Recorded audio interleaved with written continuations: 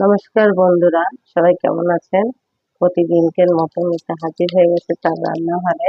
জিরা ফোড়ন দিয়ে দিলাম ফ্রাই প্যানে, তেল গরম হয়ে গেলে আর তেজপাতা দিয়ে দিচ্ছি।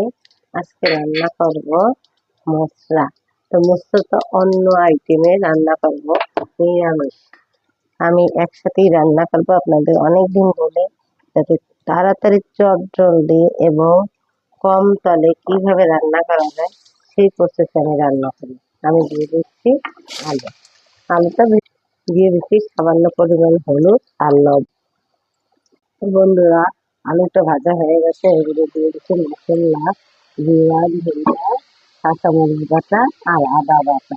এখন একটু কষিয়ে দিয়ে দিচ্ছি পরিমাণ মতো। তো বন্ধুরা, মশলাটা কষানো হয়ে গেছে, আর এদিকে আমি মশলাটা সিদ্ধ করে ফ্রিজে রেখে দিয়েছিলাম। এখন এটা দিয়ে দেব।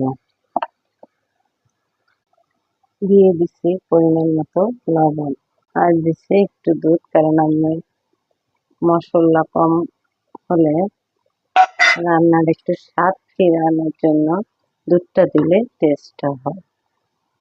5 মিনিট এভাবে ঢেকে রান্না করব। তো বন্ধুরা, 5 মিনিট পরে ফিরে এসেছি। দেখেন, দুধটা প্রায় কমে গেছে, আমার রান্নাটা প্রায় শেষের দিকে। দিয়ে দিচ্ছি গরম মশলা। আর এভাবে রান্না করে কি অবশ্যই কমেন্ট করে জানাবেন কেমন হয়েছে।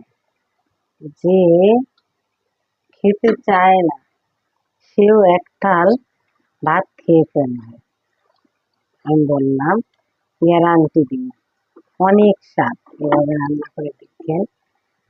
নিরামিষ রান্না যদি আমরা একটু সুন্দর করে রান্না করি, সেটা যে কত স্বাদ লাগে তা বলা যায়, মানে মুখে বলে শেষ করতে পারবো না। আর আমি একটু মশলা যেহেতু একটু কম দিয়েছি, কম মশলা খাই, সেই জন্য আমি একটু কম মশলা, কম তেল, দুধ ব্যবহার করি।